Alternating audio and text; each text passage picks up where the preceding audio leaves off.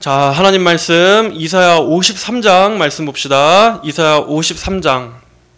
자, 오늘은 이사야 53장 말씀을 전하겠습니다. 우리 그 중에서 5절, 6절 말씀만 같이 한번 읽어볼까요? 5절부터 6절. 자, 시작. 그가 찔린 것은 우리의 허물 때문이며 그가 상처를 받은 것은 우리의 죄악 때문이다. 그가 징벌을 받음으로 우리가 평화를 누리고 그가 채찍에 맞음으로 우리가 고침을 받았다. 우리는 모두 양같이 방황하여 각기 제 길로 갔으나 여호와께서는 우리 모두의 죄를 그에게 넘겨 씌우셨다. 아멘. 자, 하나님께서는 이스라엘의 구원을 예비하셨는데 이사야 4장에 보면 하나님은 그 구원을 여호와의 싹이라고 말씀하셨습니다. 자, 이사야 4장 2절에 그날에 여호와의 싹이 아름답고 영화로울 것이고 그 땅의 열매가 이스라엘의 남은 자에게 자랑과 영광이 될 것이며 라는 말씀이 있습니다. 자, 여호와의 싹. 자, 여러분, 이 싹 하면은 어떠한 이미지인가요? 싹.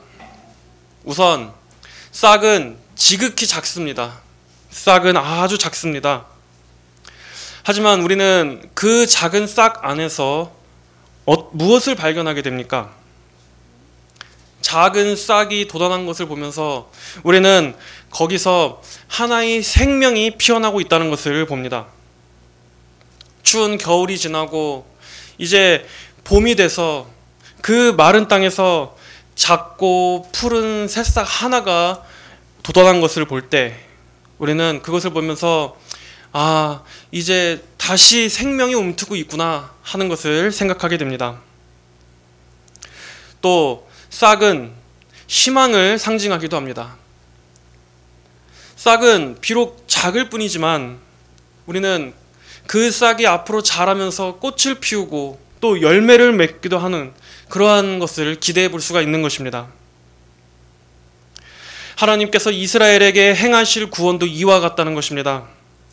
비록 처음에는 아주 작고 또 누구도 눈여겨볼 것 같지 않은 그러한 작은 일 같지만 하나님께서는 그 작은 싹으로부터 그 안에 하나님의 큰 일을 숨겨 놓으셨습니다.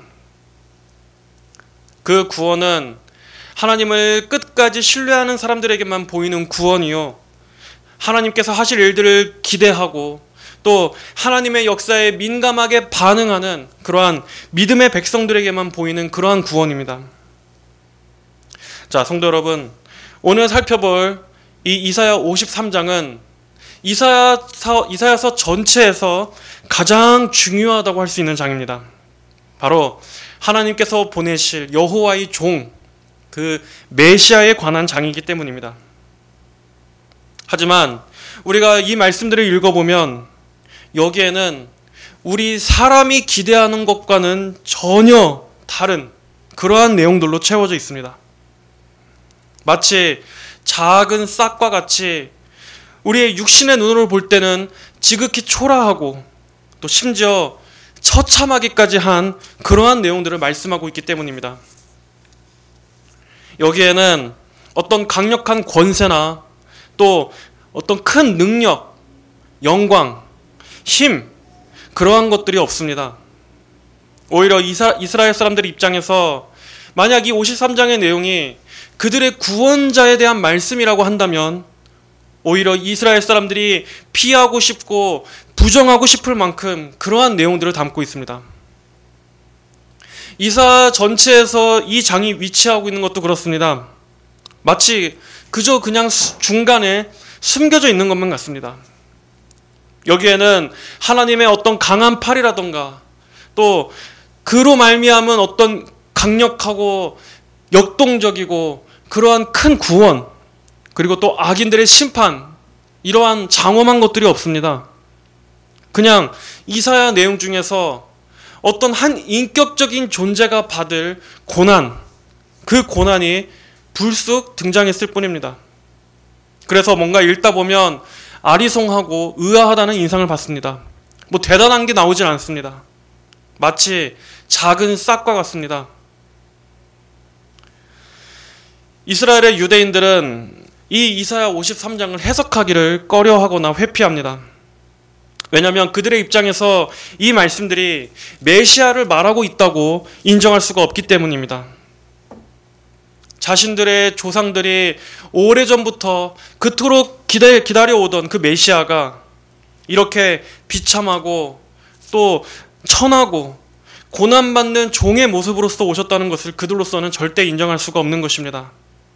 그래서 최대한 해석을 피하거나 아니면 이 말씀들은 그저 이스라엘 자신들의 역사를 말하고 있는 것이다 라고 하는 이 정도로만 봅니다.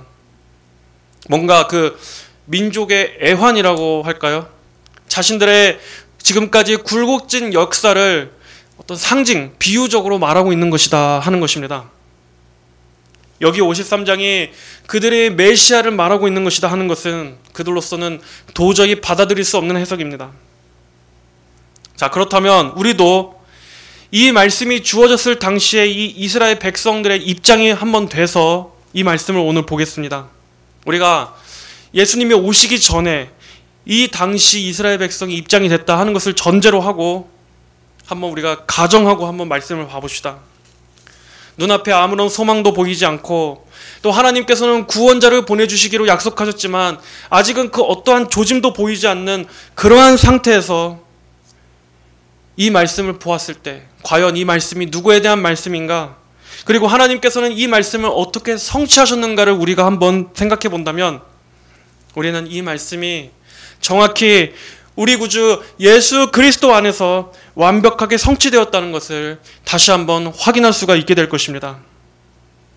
자, 53장 1절 말씀은 이렇게 시작합니다. 1절, 우리가 전한 것을 누가 믿었느냐? 여호와의 팔이 누구에게 나타났느냐? 자, 여기서 말씀하고 있는 이 우리가 누구인가에 대해서 여러 가지 해석이 있습니다. 그렇지만 이 우리는 하나님의 구원의 말씀들을 전해오던 그 하나님의 종들, 선지자들이라고 볼 수 있습니다. 하나님께서는 북이스라엘과 남유다에게 그들 백성들에게 하나님 자신의 종들을 통해서 끊임없이 구원을 말씀해 오셨습니다. 여호와의 팔, 즉 메시아로 말미암은 구원을 계속 말씀하셨던 것입니다. 하지만 그 메시지를 들었던 사람들의 반응은 어땠습니까? 사람들은 믿지 못했습니다. 하나님의 약속의 말씀을 주목하기보다는 그들은 대신 당장 눈앞에 보이는 강대국들의 힘을 의지하고 또 인간적인 수단과 지혜에 의지하기에 급급했었습니다. 그래서 백성들의 기본적인 반응은 이렇게 믿지 않았다, 즉 불신앙이었습니다. 여호와의 팔이 누구에게 나타났습니까? 성경에서 여호와의 팔 하면 하나님의 권능 또는 하나님의 능력, 구원 이러한 것들을 말하는데 궁극적으로 예수님을 말하는 것입니다. 이 팔이 누구에게 나타났습니까? 바로 하나님의 백성들에게였습니다. 하나님의 이 팔은 이스라엘 자신들을 위한 팔이었습니다. 그런데도 그들은 알지도 못했고 믿지도 못했던 것입니다. 구원이 가장 필요한 때에 여호와의 팔이 자신들에게 나타났음에도 그들은 이것을 믿음으로 받지 못했었습니다. 이 말씀처럼 예수님께서 이 땅에 오셨을 때에도 이 말씀 그대로였습니다. 하나님께서 자기 백성에게, 자기 땅에게 메시아를 보냈었지만 그들은 어떻게 했었습니까? 요한복음 1장 11절에 그분께서 자기 땅에 오셨으나 자기 백성들이 그분을 영접하지 아니하였다. 또 요한복음 12장 37절에서도 예수께서 이렇게 많은 표적을 그들 앞에 행하셨으나 그들은 그분을 믿지 않았다라고 기록하고 있습니다. 정작 하나님의 백성들인 그들 자신들이 하나님께서 보내신 이 메시아를 알아보지 못하고 철저히 외면했던 것입니다. 2절 말씀입니다. 그는 주님 앞에서 연한 순같이 마른 땅에 뿌리같이 자라서 고운 모양도 없고 풍채도 없으며 우리가 보기에 흠모할 만한 아름다운 것이 없다 사람들의 기대가 깨지는 부분이 바로 이 부분입니다. 자, 우리가 한번 생각해 봅시다. 만약 우리가 하나님께서 구원자를 보내주신다고 한다면 당연히 인간적인 생각에서는 어떠한 것을 기대합니까? 강한 힘과 권세를 가지고 또 많은 군대를 이끌고서 적국을 짓밟는, 그래서 우리를 구원하시는 그러한 힘 있는 통치자를 당연히 상상하지 않겠습니까? 그것이 사람들이 당연히 기대하는 영웅의 모습입니다. 하나님께서 보내시는 메시아시라면 그는 당연히 그런 위대하고 강력한 통치자일 거야. 아마 우리라도 그렇게 생각했을 겁니다. 그래서 이스라엘은 그러한 메시아를 고대하고 고대했었습니다. 메시아가 오셔서 지금 저 아수르와 바벨론 제국을 다 쳐부수고 온 세계를 정복해서 우리도 강력한 제국을 이루게 해줄 거야 하는 그러한 메시아를 기다렸던 것입니다. 그리고 이게 사람들이 보편적으로 기대하는 메시아관입니다. 하지만 하나님께서는 그러한 인간의 생각과는 전혀 동떨어진 그러한 모습으로 이 땅에 메시아를 보내주셨습니다. 이것이 참으로 하나님의 역설적인 구원이라고 말할 수 있는 것이고, 또 사람의 지혜와는 다른 하나님의 지혜라고 할 수 있는 것입니다. 자, 먼저 그는 주님 앞에서 연한 순같이라고 말씀하고 있습니다. 그 메시아는 상수리 나무와 같이 그렇게 나무가 20m나 넘는 그러한 거대한 거목으로 묘사되고 있지 않습니다. 또 백향목과 같이 그러한 힘과 영화로움을 상징하는 아름다운 나무로 묘사되고 있지도 않습니다. 오히려 뭐라고 묘사되고 있습니까? 연한 순, 즉 여리고 약하고 작게 도단한 하나의 싹으로 묘사되고 있을 뿐입니다.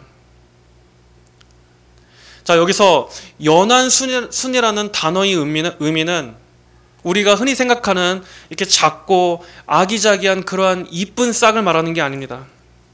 오히려 나무 뿌리에 이렇게 곁에 흉하게 돋아나 있는 그러한 볼품없는 그러한 싹을 말하는 것입니다.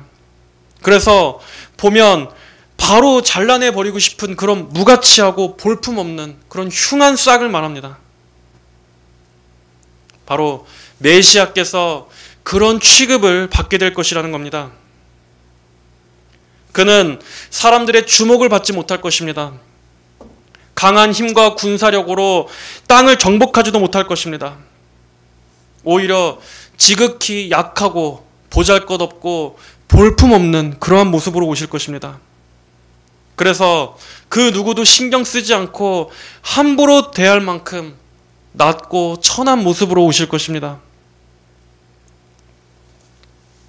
또 마른 땅의 뿌리같이, 마른 땅의 뿌리, 이 마른 땅이라는 것은 생명이 살 수 없는 아주 각박한 땅입니다.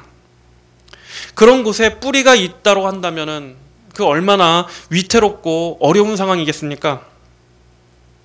메시아가 그만큼 목숨이 위협받고 극악한 상황 가운데 처하게 될 것을 말씀하는 것입니다. 하지만 그 메시아는 뿌리입니다. 뿌리. 하나님께서는 앞선 이사야 41장 18절에서 이렇게 말씀하셨습니다. 내가 벌거벗은 산들에 강을 내고 골짜기들 가운데 샘물이 솟게 하며 광야를 연못이 되게 하고 마른 땅을 물의 근원이 되게 할 것이다. 마른 땅 자체만으로는 아무 생명도 낼 수 없는 그러한 척박한 곳이지만 하나님께서는 메시아를 통해서 그 마른 땅을 물의 근원으로 만드실 것이다. 즉 메시아 자신은 위협과 고난을 당할 것이지만 그로 말미암아 풍성한 생명이 임하게 될 것이다. 그 안에서 넘쳐흐르는 생명수가 강같이 흐르게 할 것이다. 하나님은 이러한 역설적인 구원을 말씀하고 계신 겁니다. 이어서 또 어떻게 묘사되고 있습니까? 고운 모양도 없고 풍채도 없으며 우리가 보기에 흠모할 만한 아름다운 것이 없다 라고 묘사되고 있습니다. 이 말씀은 단순히 메시아의 외형을 말하는 데 그치는 것이 아니라 그의 비천한 신분을 가리키는 것입니다. 여러분, 우리는 사람을 볼 때 외모를 보지 않습니까? 이 외모 안에는 그 사람이 이쁘고 잘생기고 하는 것도 물론 포함되지만 그 사람이 가지고 있는 어떤 그 신분, 그 사람의 재력, 능력, 업적, 이러한 것들을 전체를 다 포함해서 우리는 그것을 그 사람의 외모에 다 포함하는 것입니다. 사람은 그걸로 판단합니다.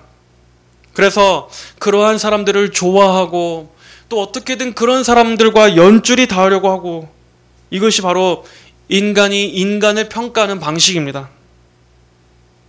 하지만 하나님께서는 메시아를 그런 자로 보내시지 않으셨습니다. 예수님은 왕궁에서 왕의 아들로 태어나시지 않으셨습니다. 오히려 예수님은 가난한 목수의 아들로, 그것도 말구유에서 비천한 신분으로 태어나셨습니다. 영광스러운 하나님의 아들께서 그 출생지조차 변변찮은 이스라엘의 변두리 베들레헴에서 태어나셨습니다. 그리고 그분이 성장하신 곳은 어디였습니까? 같은 유대인들에게서조차도 천대와 멸시를 받던 그 소외된 나사렛이라는 동네에서 자라셨습니다. 오죽하면 나사렛에서 무슨 선한 게 나올 수 있겠느냐 하고 사람들이 아예 아무런 기대조차 갖지 않던 그런 곳에서 예수님은 사셨었습니다. 또 예수님은 어떤 강력한 카리스마로 사람들을 휘어잡지도 않으셨습니다. 오히려 많은 군중이 예수님께 환호하고 따라다녔을 때조차도 예수님은 그 인기와 박수갈채를 받는 자리에 있으신 것이 아니라 오히려 그 자리를 떠나셨습니다.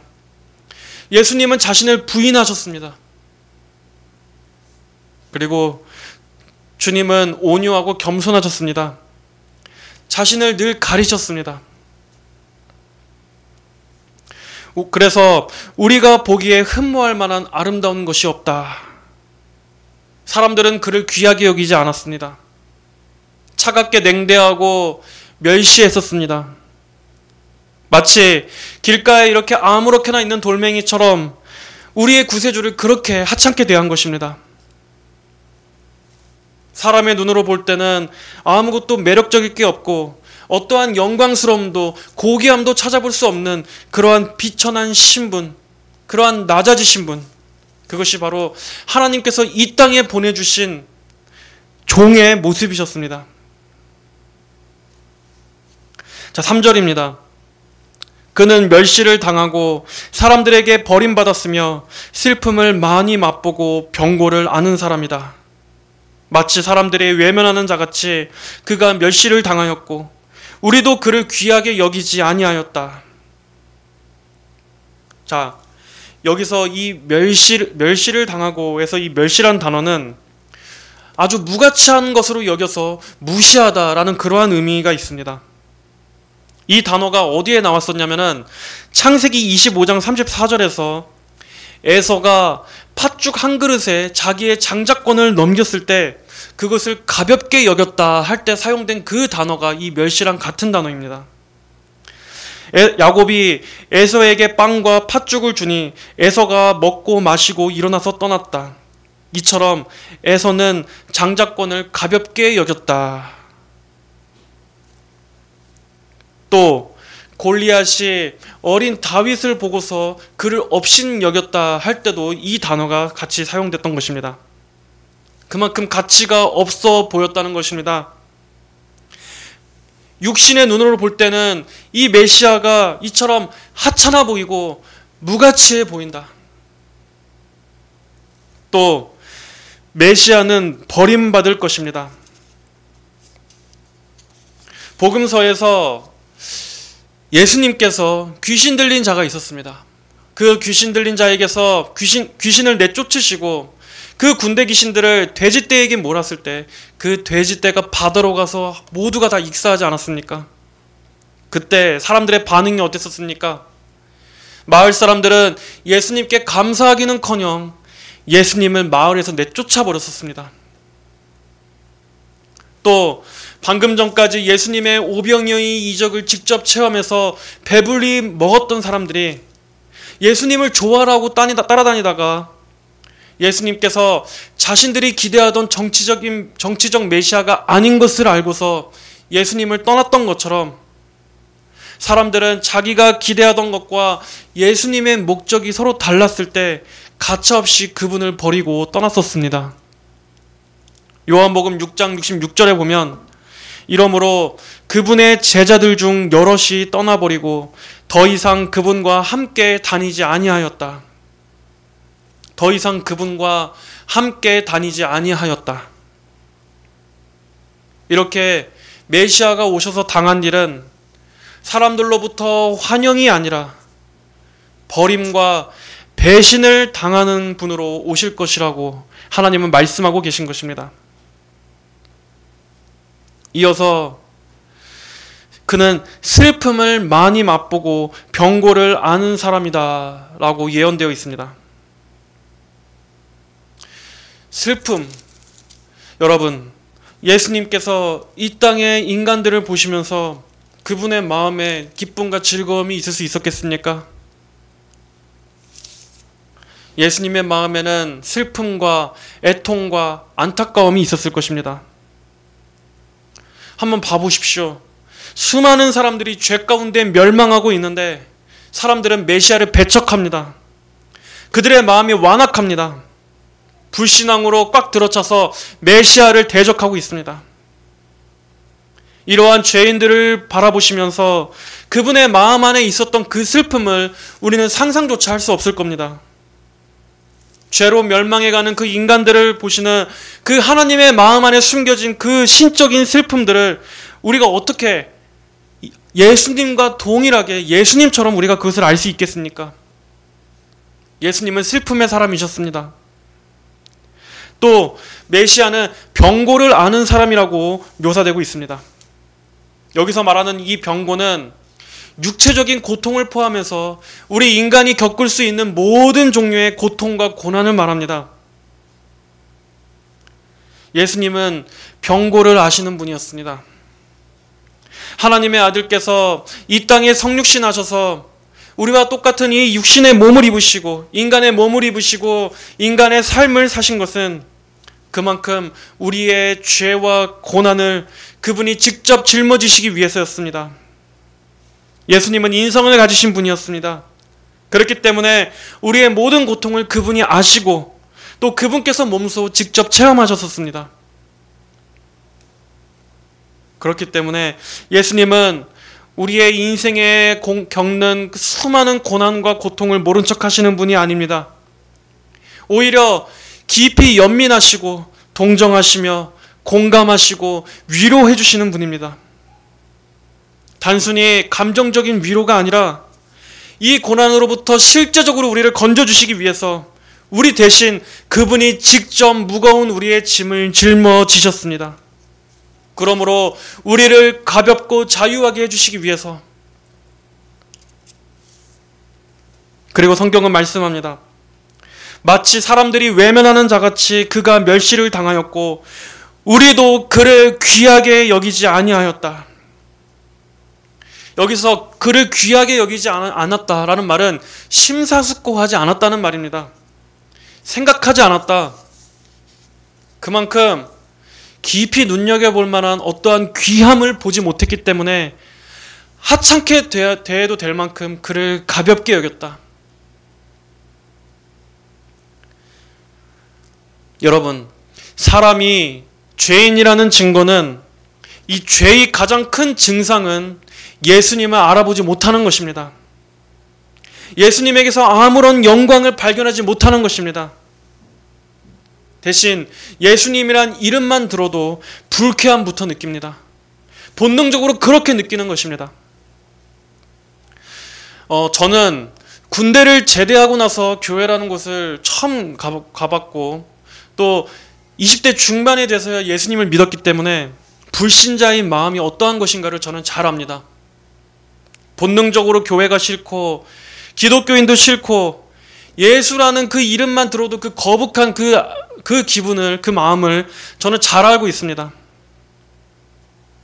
저희 어머니 말로는 제가 한 6살 때인가 7살 때라고 들은 것 같은데, 제 유치원 때 같이 동네에 있는 어떤 친구가 있었습니다. 친구, 여자애인데 걔는 교회를 다니고 있었어요. 근데 걔가 우리 집에 와서 뭐 이렇게 책을 골랐다 그랬나? 그런데 이제 교회를 다니니까 찬송가를 막 흥얼거리는 거예요. 근데 저는 그 소리가 찬송가가 듣기 싫다고 제가 걔를 때렸다고 하더라고요. 저는 전혀 기억이 안 나는데, 그렇다고 뭐 특별히 제가 뭐 교회에 대해서 뭐 안 좋은 일을 경험했던 것도 아니고 뭐 피해를 본 일도 없는데, 참 희한하게 어렸을 때부터 그 교회라는 얘기만 들어도 뭐 예수님 그려져 있는 뭐 양 들고 있는 성화 이런 것만 봐도 막 본능적으로 그게 막 싫은 거예요. 이렇게 그 죄인의 가장 두드러지는 특성은 바로 예수 그리스도를 귀하게 여기지 않는 것입니다. 오히려 강한 적대감과 미움을 갖습니다. 어째서입니까? 사람이 죄 때문에 영이 죽었기 때문입니다. 그래서 예수님을 볼 수가 없기 때문입니다. 죄 자체가 무엇입니까? 죄는 하나님께 대한 반역에서 온 것입니다. 그렇기 때문에 하나님에 관한 모든 것들을 거부하고 싫어하게 만듭니다. 하나님께서 우리를 구원해 주시기 위해 주신 가장 큰 선물을 오히려 가장 증오하고 싫어하게 된 게 바로 죄 때문입니다. 그래서 예수님을 미워하는 것입니다. 하지만 그랬던 사람이 성령의 역사로 거듭나고 중생하게 되면 가장 먼저 어떻게 변화됩니까? 반대로 예수님이 가장 존귀하고 아름답게 보여집니다. 예수님이 너무나 소중한 분으로 여겨집니다. 예수님만 생각하며 마음이 녹아내립니다. 나같이 이렇게 더럽고 추악하고 정말 이 악한 죄인을 하나님께서 불쌍히 여겨주시고 하나님께서 나를 구원해 주시기 위해서 그 예수님을 통해서 하나님의 은혜와 사랑을 내게 주신 거구나. 바로 그 예수님을 통해서 하나님께서 나를 구원하시고자 하신 거구나 하는 그것을 생각할수록 마음이 절절해지고 회개가 나오는 것입니다. 예수님을 귀하게 여기지 않던 죄인이 예수님을 가장 귀하게 여기게 되는 것, 이러한 관점의 변화가 일어나게 될 때, 그때 내가 정말로 이제 구원받았구나, 내가 거듭났구나 하는 이것을 알게 되는 것입니다. 자, 4절에 참으로 그는 우리의 병고를 지고 우리의 슬픔을 당하였으나 우리는 그가 징벌을 받고 하나님께 맞으며 고난을 당한다고 생각하였다. 참으로 그는 우리의 병고를 지고 우리의 슬픔을 당하였으나, 메시아의 고난이 대속적인 고난이 될 것임을 말씀하고 계십니다. 메시아는 바로 우리의 죄를 대신해서 고난당하시고 죽으실 거라는 겁니다. 성경은 죄의 싹은 사망이라고 말씀하고 있습니다. 죄는 가장 먼저 하나님께로부터 끊어지는 영적인 죽음을 가져왔습니다. 그리고 육체의 죽음을 가져왔습니다. 그리고 종국에는 하나님으로부터 영원하고도 완전히 끊어지게 되는 이러한 영적인 사망, 심판과 지옥의 형벌을 가져옵니다. 그래서 구약시대 때는 이 죄의 문제를 해결하기 위해서 하나님께서는 이스라엘 백성들에게 짐승을 제물로 드리는 희생 제사를 제도로 주셨습니다. 하지만 그 짐승의 피가 우리의 죄를 근본적으로 씻어줄 수는 없는 것이었습니다. 그것은 임시적인 것이었고 또 일시적이었습니다. 그것의 참된 목적은 하나님께서 장차 보내주실 진정한 화목제물, 바로 예수 그리스도를 바라보게 하시려고 임시적으로 주신 것입니다. 예수님은 우리의 죄를 짊어지셨습니다. 보라, 세상 죄를 지고 가는 하나님의 어린 양이로다. 예수님은 바로 나의 죄, 나의 부정함, 나의 심판, 나의 형벌을 예수님께서 해결해 주시기 위해서 대신 짊어지신 것입니다. 우상들은 오히려 인간에게 무거운 짐을 짊어지기만 합니다. 그러나 하나님께서 주신 이 구원의 은혜는 우리의 짐을 바로 그 메시아에게, 그 아들에게 짊어지게 하심으로써 우리의 무거운 죄짐을 가볍게 하시고 우리에게 진정한 구원과 해방을 주시는 이러한 놀라운 방법으로서 하신 것입니다. 5절은 말씀합니다.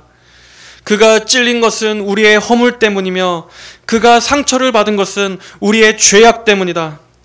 그가 징벌을 받음으로 우리가 평화를 누리고 그가 채찍에 맞음으로 우리가 고침을 받았다.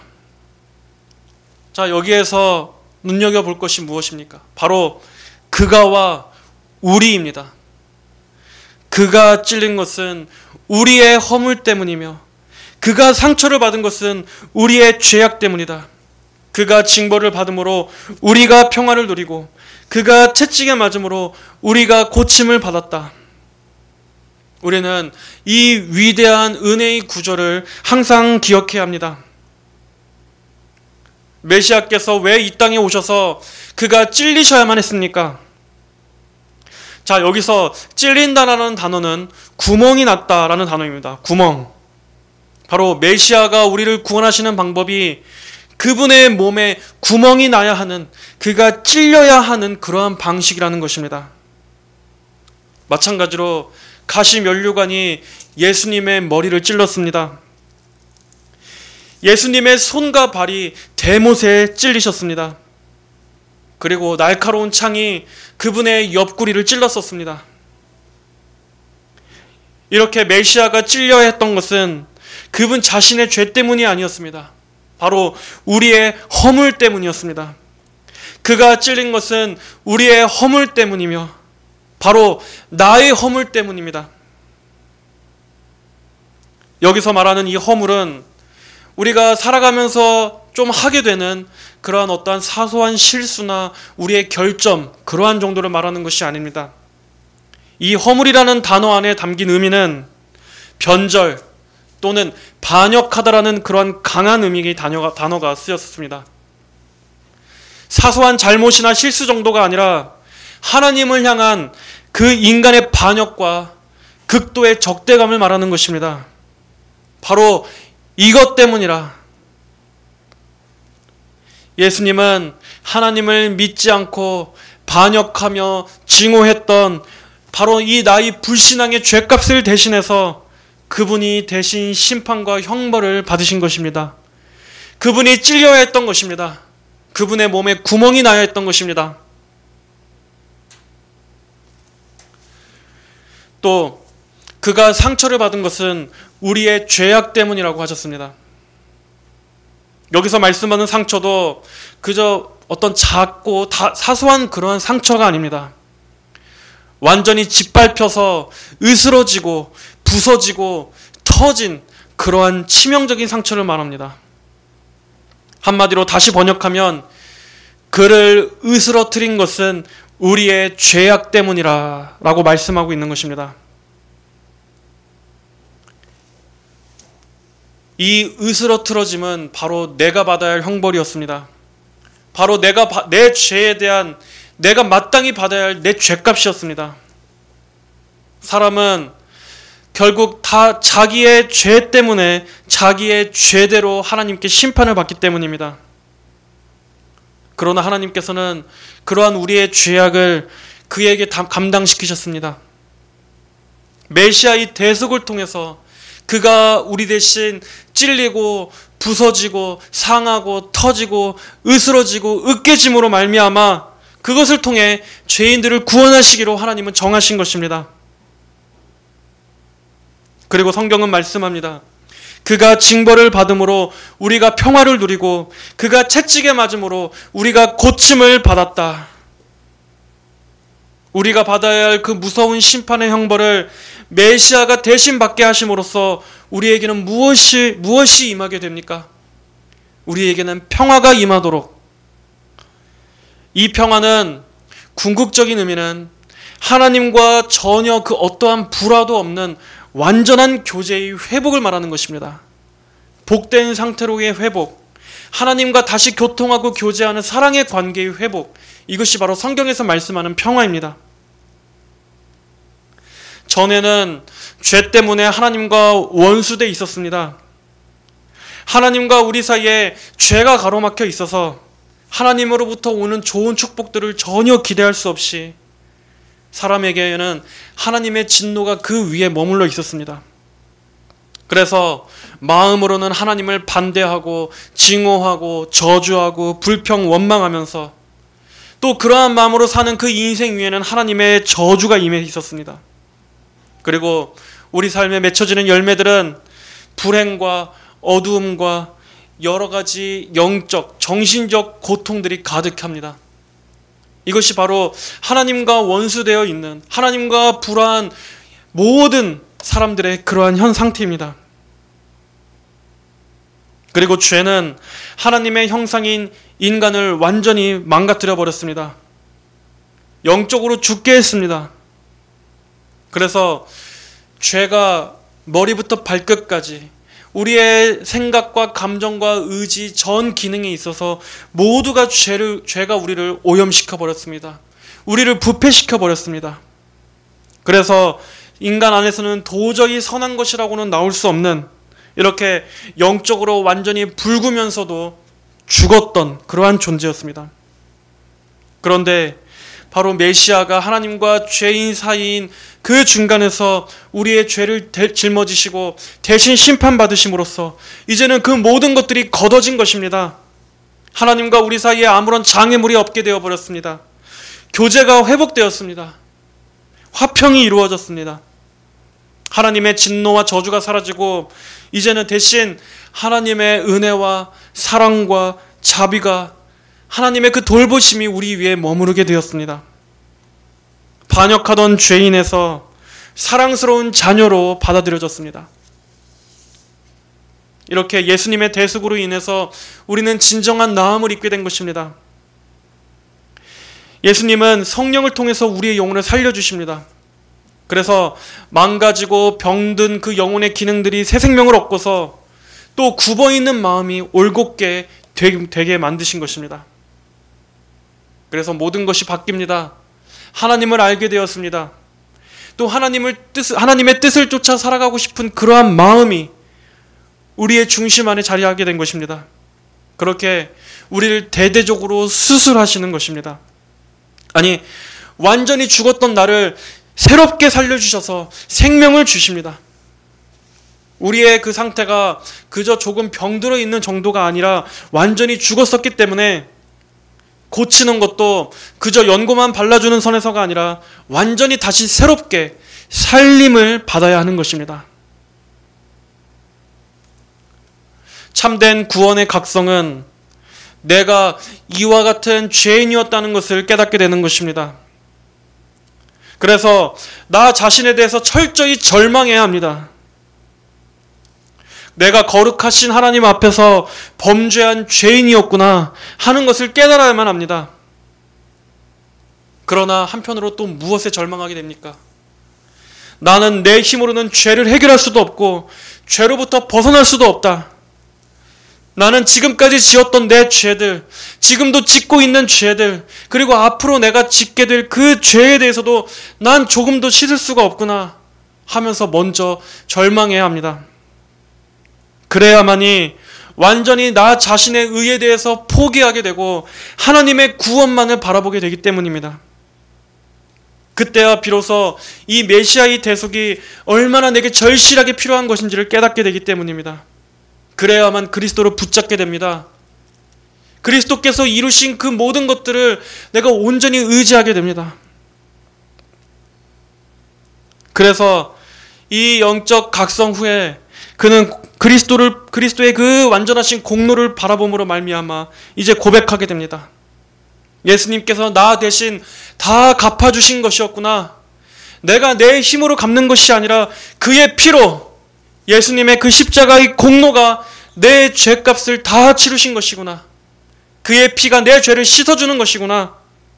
이 얼마나 은혜로우신 하나님의 구원인가. 어떻게 하나님께서는 나는 아무것도 할 수 없었는데 하나님께서 다 하시고 하나님께서 다 이루시고 그저 내게 은혜로 이러한 구원을 주셨는가.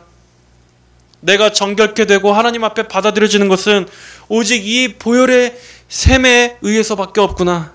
바로 여기가 은혜의 셈이구나 하고 이렇게 모든 공로를 하나님께 돌리고 예수 그리스도만 간절히 의지하게 되는 그 믿음과 소망이 생겨나게 되는 것입니다.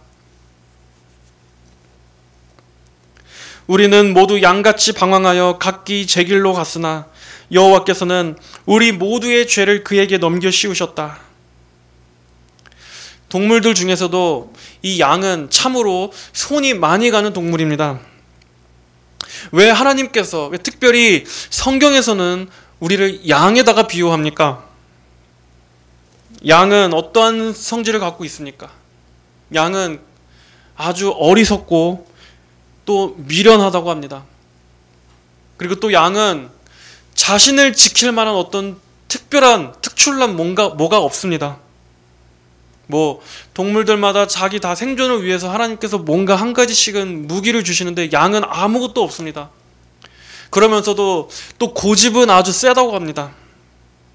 그리고 목자의 돌봄이 없이는 스스로 아무것도 할 줄 모릅니다. 거기다가 이 시력까지, 눈까지도 나빠서 먼데 있는 것은 보지도 못하고 그냥 바로 눈앞에 있는 것만 급급해서 쫓아다니다가 무리에서 떨어져 나와 길을 잃어버리거나 낭떠러지로 떨어지게 되거나 사나운 맹수에게 잡아먹히게 되거나 하는 그러한 위험에 아주 자주 노출이 될 수 있다고 합니다. 이렇게 양은 사실 다른 동물들에 비해서 특별히 잘나거나 특별한 게 없습니다. 바로 인간이 다 이 양 같은 존재라는 것입니다. 하나님께서 보시기에 우리 사람은 하나님께 의존하지 않고서는 살 수 없는 그러한 존재로 지으셨는데 인간은 그런 자기 처지도 모르고 어떻게 삽니까? 하나님 없이 교만하게 살면서 당장 눈앞에 보이는 그 육신적인 것들만 추구하면서 급급하게 살아가는, 영혼을 보지 못하며 살아가는 바로 그러한 양과 같은 존재가 우리 인간이라는 것입니다. 미련하고 어리석고 각자 다 제 갈 길로 가고자 하는 그런 못되고 버릇없는 습성, 미련하고 아주 우둔한, 여전히 하나님 없이 살면서 내 자아가 펄떡펄떡 살아서 내가 왕이고 내 고집대로, 내 마음대로, 내 주관과 내 판단이, 내 생각이 마치 지혜로운 것처럼 거기에다 기준을 두고 지 잘난 맛에 살아가는 그러한 교만한 인생들, 이게 하나님을 떠나 있는 모든 사람들의 상태라는 것입니다. 각기 다 제 갈 길로 가버린 이러한 우리의 죄악을 예수님이 떠맡으셨습니다. 가만히 놔두면 분명히 멸망으로 가는 그러한 저와 여러분을 구원해 주시기 위해서 우리의 죄를 예수님이 짊어져 주신 것입니다. 그는 짓밟히고 괴롭힘을 당하여도 그 입을 열지 않았으며 도수장으로 끌려가는 어린 양 같고 털 깎는 사람 앞에 양같이 잠잠하여 그 입을 열지 아니하였다. 양은 털 깎을 때는 목자에게 자신을 온전히 맡기고 이렇게 잠잠히 순종한다고 합니다. 여기서는 이 양의 특성이 예수님에게 비유되고 있습니다. 우리에게 쓰여졌을 때는 아주 고집스럽고 미련한 양이지만 여기서는 어린 양 되시는 예수 그리스도의 순종적인 고난을 설명하는 데 쓰이고 있습니다. 예수님은 불의한 판결을 받으시고 사람들의 조롱을 받으시면서도, 그리고 십자가의 처참한 죽음으로 가시면서도 예수님은 아버지의 뜻에 절대적으로 순종하셨습니다. 예수님의 그 고난은 자원하여 드려진 고난이었습니다. 8절, 그가 잡혀가 감금당하고 판결받았으니 그 세대 중에 누가 생각하기를 그가 산자의 땅에서 끊어짐은 마땅히 형벌받을 내 백성의 죄악 때문이다 하였겠느냐. 그가 산자의 땅에서 끊어짐은 예수님의 죽으심을 말하는 것입니다. 하지만 사람들은 하나님의 아들께서 지금 자기들의 눈앞에서 대속적 죽음을 감당하고 계심에도 그것이 바로 나를 위한 것임을, 내 죄 때문이라는 것을 사람들은 깨닫지 못했습니다. 그는 폭력을 행한 적이 없으며 그 입에 거짓이 없었으나 그의 무덤은 악인들과 함께 있었고 그의 묘실이 부자들과 함께 있었다. 자, 여기서 그의 무덤이 악인들과 함께 있었다는 것은 예수님께서 죄인처럼 십자가에 달리셨다는 것을 말합니다. 아무 죄가 없으신 분이었지만 예수님은 우리의 죄 때문에 죄인의 취급을 받으시고 또 죄인처럼 저주받은 죽음을 당하셨습니다. 그리고 그의 묘실이 부자들과 함께 있었다. 그럼에도 예수님의 시신은 그대로 방치돼서 짐승의 밥이 되게 하시지 않도록 하나님께서 섭리하시고, 그래서 아리마대 요셉에 의해서 최대한 예우를 갖춘 장례가 되도록, 그렇게 매장되게 하시도록 하나님께서는 하셨습니다. 우리가 지난 주에 요한복음 19장을 통해 살펴봤지 않았습니까? 이렇게 메시아의 장례, 그분의 죽으심에 관한 예언이 이 예수님께서 오시기 약 700여 년 전 이 이사야의 입술을 통해서 주신 예언이었다는 것을 생각할 때 얼마나 빠짐없이 하나님의 말씀이 정확하게 예수님 안에서 일치되고 있다는 것을 우리가 확인할 수 있지 않습니까? 자, 10절입니다. 여호와께서 그가 상처 입는 것을 기뻐하시고 고난을 당하게 하셨으니, 여호와께서 그가 상처 입는 것을 기뻐하시고 고난을 당하게 하셨으니, 예수님의 이 고난과 그분의 대속적 죽으심이 바로 하나님의 손에서 나온 것이라는 것을 말씀하고 있는 것입니다. 하나님께서 이렇게 되도록 하신 것을 기뻐하셨다. 하나님의 예정과 작정하신 일이었다 하는 것입니다. 그렇게 사랑하는 독생자를 희생시키면서까지 이 일을 행하셨던 것은 바로 우리를 향하신 하나님의 사랑 때문이었습니다. 예수님을 십자가에서 죽게 하셨을 때 하나님 아버지의 마음은 분명히 찢어졌을 것입니다. 그러나 하나님은 죄인들의 영혼을 구원하시기 위해서 이러한 방식을 계획하셨습니다.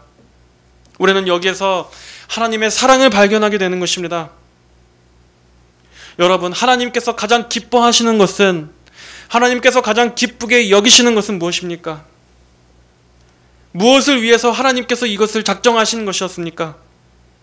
바로 예수 그리스도의 그 십자가의 구속의 죽음을 통해서 죄인들이 회개하고 주님께로 돌아와 다시금 하나님과 화평해지도록 하시기 위해서였습니다.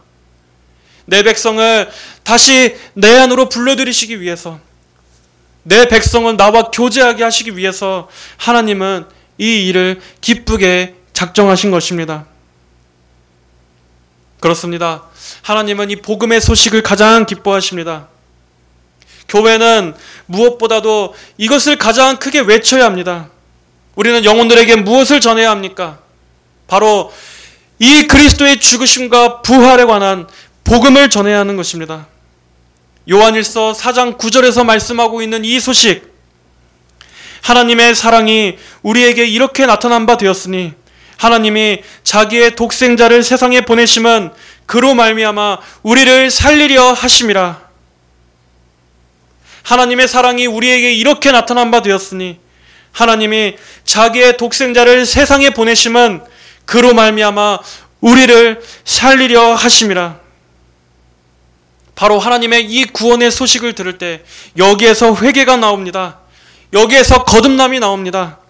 여기에서 믿음과 죄 용서와 영생을 선물로 받는 그러한 구원의 역사가 일어나게 되는 것입니다. 그의 영혼을 속건제로 드릴 때 그가 자손을 볼 것이며 그의 날들이 길 것이고 또 그 손으로 여호와의 기쁜 뜻을 이룰 것이다 라고 말씀합니다.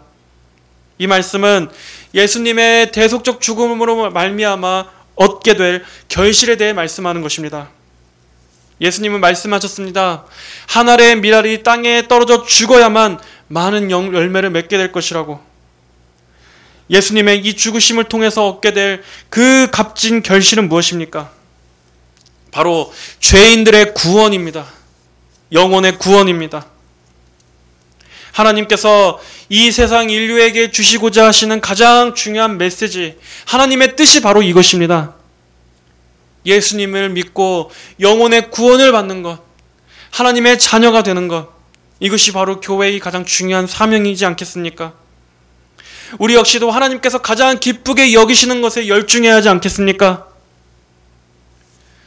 오늘도 저 길에 바삐 걸어가는 저 사람들, 영적인 눈이 감기고 그 영이 죽어 있어서 하나님을 알지 못하고 스스로 멸망길, 지옥길을 향해 가면서도 자신이 가고 있는 그 길이 지금 어디를 향해 가고 있는지 알지 못한 채 살아가는 저 사람들에게 빛도 없이 소망도 없이 오늘도 어둠 속에 헤매이면서 그 영적으로 굶주리고 허덕이고 목말라 하고 있는 저 영혼들이 들어야 하는 것은 바로 하나님께서 하나님의 그 구원과 사랑을 이 아들 예수 그리스도를 통해 나타내 주셨다 하는 이 복음의 소식입니다. 하나님께서 가장 기쁘게 여기시고 하나님께서 가장 소중히 주시고자 하시는 바로 이 하나님의 큰 일, 이것이 온 땅에 널리 퍼져야 하는 것입니다. 자, 마지막 11절 12절 보겠습니다.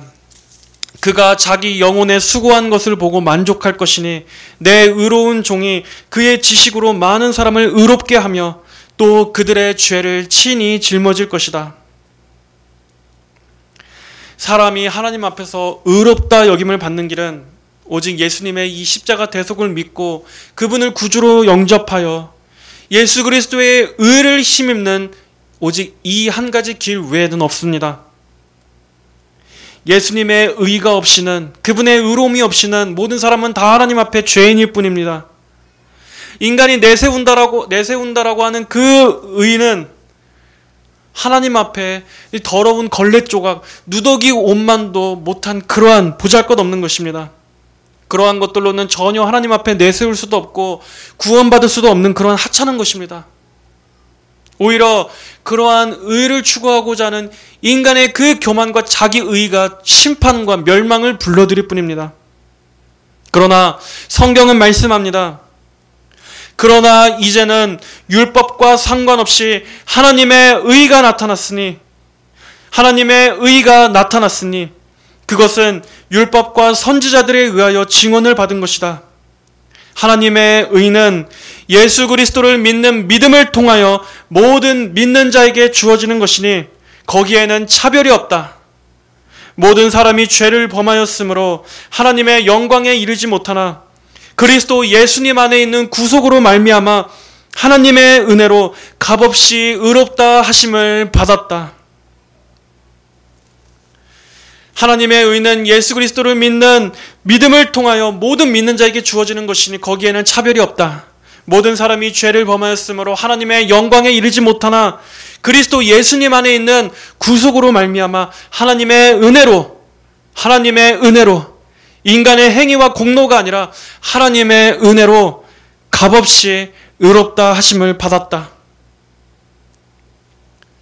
값없이 바로 그리스도께서 십자가에서 우리의 죄값을 이미 지불하셨기 때문에 우리는 은혜로 값없이 바로 이 예수 그리스도의 의와 그분의 대속의 공로만이 하나님께서 인정하시는 유일한 의입니다. 이 의를 힘입어 이 의를 의지하여 하나님 앞에 나아가는 자들만이 하나님께서 자기 아들의 의를 보시고 이제 너는 의로운 나의 자녀가 되었다라고 선언해 주시는 것입니다. 그러므로 나는 많은 사람과 함께 분깃을 그에게 나눠주고 그는 강한 자와 함께 탈취한 것을 나눌 것이다. 그가 자기 영혼을 버려 사망에 이르게 하며 범죄자들로 취급되었으나 실상은 그가 많은 자들의 죄를 지고 범죄자를 위해 중보하였다. 자, 이 말씀은 메시아가 누리게 될 그 영광에 장차 그를 믿는 자들도 함께 참여하여 많은 상속을 같이 누리게 될 것이다 하는 것을 말씀하는 것입니다. 곧 우리 모든 성도들이 앞으로 누리게 될 그 영생, 그리고 또 교회의 승리, 천국의 유업들을 말하는 것입니다. 자, 여러분, 하나님께서 보내신 이 종이 이 땅에 낮고 천한 모습으로 오셔서 고난과 멸시의 천대를 받으실 것입니다. 그리고 그분은 결국 죽으실 것입니다.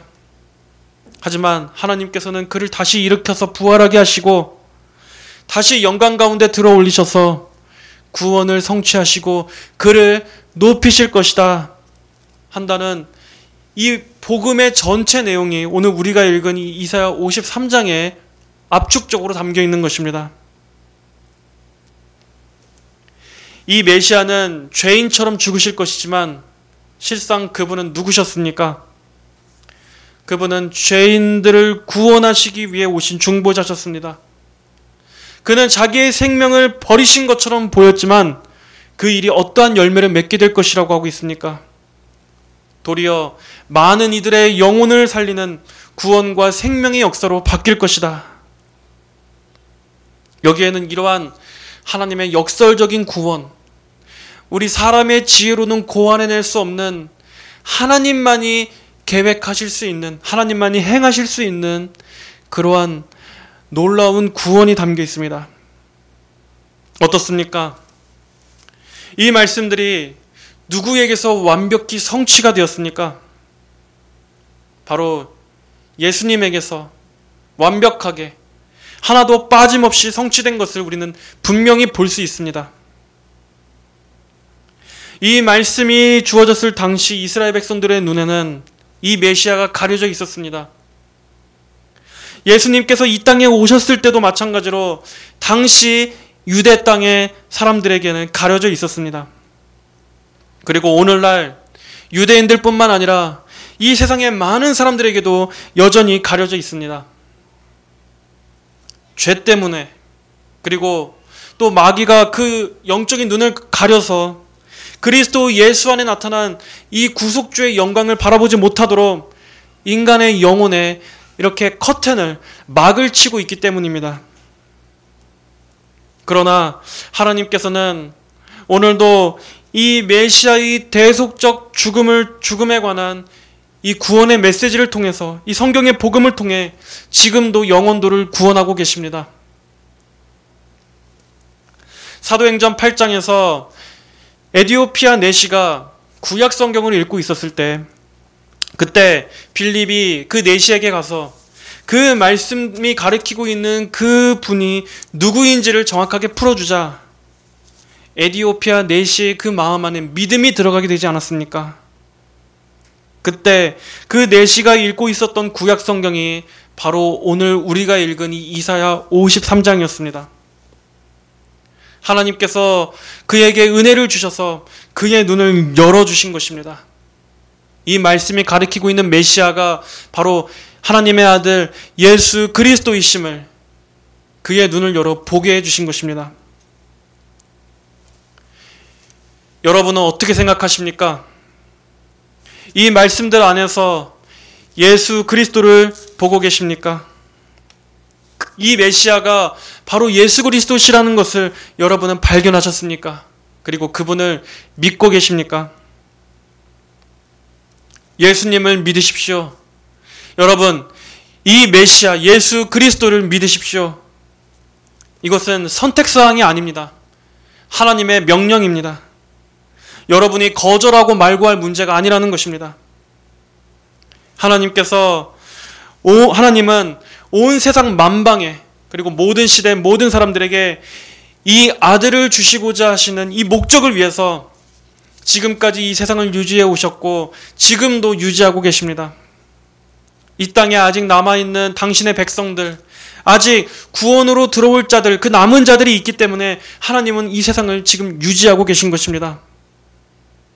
그러므로 사람들이 예수님을 믿고 구원을 받아야 하는 이 문제는 이 세상에 지금 유지되고 있는 가장 중요한 이유이기도 합니다. 모든 시대, 모든 사람들에게 있어서 가장 중대하고 긴급한, 가장 절대적인 문제입니다.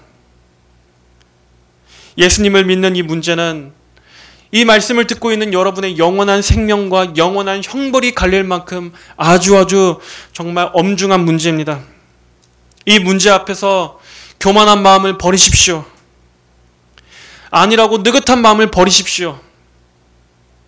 영원한 사망이 눈앞에 걸려있는 지금 이 문제에서는 그러한 교만조차 사치입니다. 여러분, 다시 한번 확실히 말씀드립니다. 예수님은 하나님께서 보내주신 유일한 구원이십니다.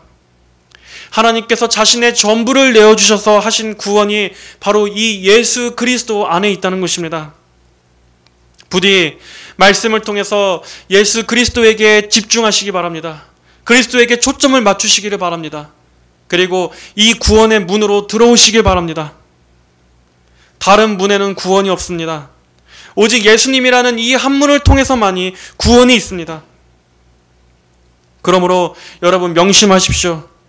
그분이 누구시고 그분이 오셔서 어떠한 일을 행하셨고 또 그분께서 행하신 그 죽으심과 부활이 무엇을 의미하는지, 거기에 어떠한 의미가 있는지 하나님께서 오늘도 구원의 예정 안에 있는 자들에게 이 그리스도를 알아볼 수 있는 그 눈을 뜨게 해주시기를 간절히 구합니다. 그러한 은혜를 주시기를 바랍니다. 감겨진 영적인 눈을 열어주셔서 하나님의 구원이 이 여호와의 종, 이 예수 그리스도 안에서 완전히 성취되고 있음을, 모든 성경의 조명이 그분에게 주목하고 있음을 말씀을 듣는 여러분들에게도 보게 해주시기를 간절히 소망합니다. 이러한 역사가 오늘 말씀을 들은 모든 분들에게 있기를 바랍니다. 하나님께서 말씀하신 이 찔리고 상하게 될 거라는 이 자는 과연 누구십니까? 바로 이분에 대한 믿음, 이분에 대한 살아있는 성경적 그러한 생생한 지식과 믿음이 여러분의 마음 가운데 분명하고 효과적으로 들어가게 해주시기를 우리 주님의 이름으로 간절히 축복합니다. 다 함께 기도하겠습니다. 하나님 아버지 감사합니다. 오늘은 이사야 53장에 고난받는 여호와의 종이라고 하는 이 가장 참으로 귀한 말씀에 대해서 우리가 함께 살펴보았습니다.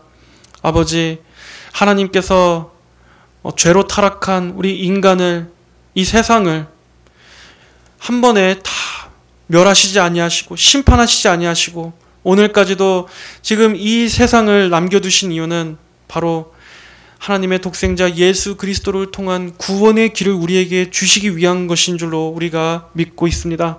아버지, 우리에게 예수 그리스도라는 이 은혜를 주심을 감사합니다.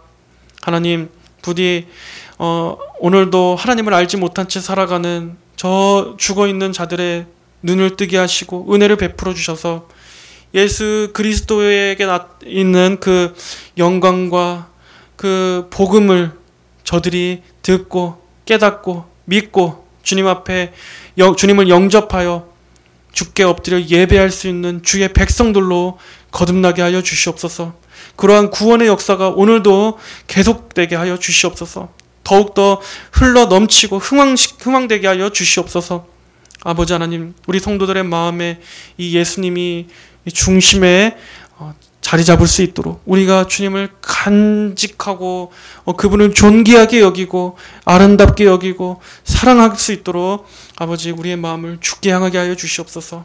그리고 그 주님을 통해 우리에게 은혜와 사랑을 베푸신 우리 하나님 아버지의 그 크신 은혜와 능력과 주님의 그 정말 선하심을 우리가 찬송하며 예배할 수 있도록 주여 은혜 베풀어 주시옵소서. 감사하며 살아계신 예수님의 이름으로 기도하였습니다. 아멘.